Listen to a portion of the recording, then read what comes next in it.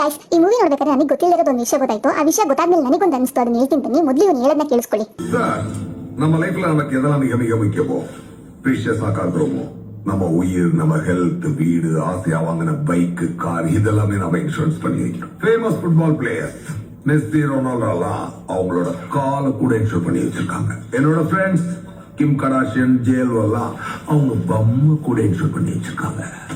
இதெல்லாம் இன்சூர் பண்ற இந்த உலகத்துல இத ಫುಟ್ಬಾಲ್ ಪ್ಲೇಯರ್ಸ್ ಮೆಸ್ಸಿ ಮತ್ತೆ ರೊನಾಲ್ಡೋ ಕಾಲಿಗೆ ಇನ್ಶೂರೆನ್ಸ್ ಮಾಡಿಸಿದಾರಂತೆ.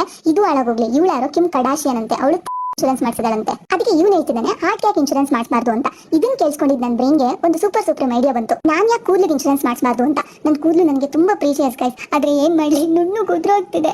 ಅದಕ್ಕೆ ಇವಾಗಲೇ ಅಲ್ಪ ಸ್ವಲ್ಪ ಇರಬೇಕಾದ್ರೆ ಒಂದು ಯೂಸ್ ಅಮೌಂಟ್ಗೆ ಇನ್ಶೂರೆನ್ಸ್ ಮಾಡಿಸ್ಬಿಟ್ರೆ ಪೂರ್ತಿ ಉದುರೋದ್ಮೇಲೆ ಆ ಇನ್ಶೂರೆನ್ಸ್ ಇಂದ ಬಂದಿದ್ದ ದುಡ್ಡಲ್ಲಿ ಒನ್ ಟೈಮ್ ಸೆಟ್ಲ್ಮೆಂಟ್ ಅಂತ ನನ್ನ ಲೈಫ್ ಆದ್ರೂ ಒಂದೇ ಸರಿ ಫುಲ್ ಸೆಟ್ಲ್ ಆಗೋಗುತ್ತೆ. ಹೇಗಿದ್ರು ಉದ್ರೋಗ್ತಾ ಇರೋ ಕೂದಲಂತೂ ಕಾಪಾಡ್ಕೊಳಕ್ಕಾಗಲ್ಲ ಅಂತ ಗೊತ್ತಾಗೋಗಿದೆ. ಅಟ್ಲೀಸ್ಟ್ ಅದರಿಂದ ದುಡ್ಡಾದ್ರೂ ಮಾಡೋಣ ಅಂತ. ಯಾಕಂದ್ರೆ ಯೂಶಲಿ ಇನ್ಶೂರೆನ್ಸ್ ದುಡ್ಡು ಅನ್ಭವಿಸಬೇಕು ಅಂತಂದ್ರೆ ಯಾರಾದ್ರೂ ಸಾಯ್ಬೇಕು, ಅವಾಗಲೇ ಆ ದುಡ್ಡು ಸಿಗೋದು. ಅದೇ ಕೂದಲಿಗೆ ಮಾಡಿಸ್ತೆ ಅಂತ ಇಟ್ಕೊಳ್ಳಿ, ಬಕ್ಕಿದಾಗಲೇ ಅನ್ಭವಿಸಬಹುದು. ಹೆಂಗಿದೆ plan?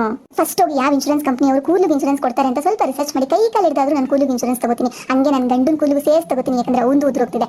Double insurance, double amount, double ಧಮಾಕ. ಸರಿ ಗೈಸ್, ಹೋಗ್ಬಿಟ್ಟು ಇನ್ಶೂರೆನ್ಸ್ ಅಪ್ಲೈ ಮಾಡಬೇಕು. ನೆಕ್ಸ್ಟ್ ವಿಡಿಯೋದಲ್ಲಿ ಸಿಗ್ತೀನಿ. ಬಾಯ್.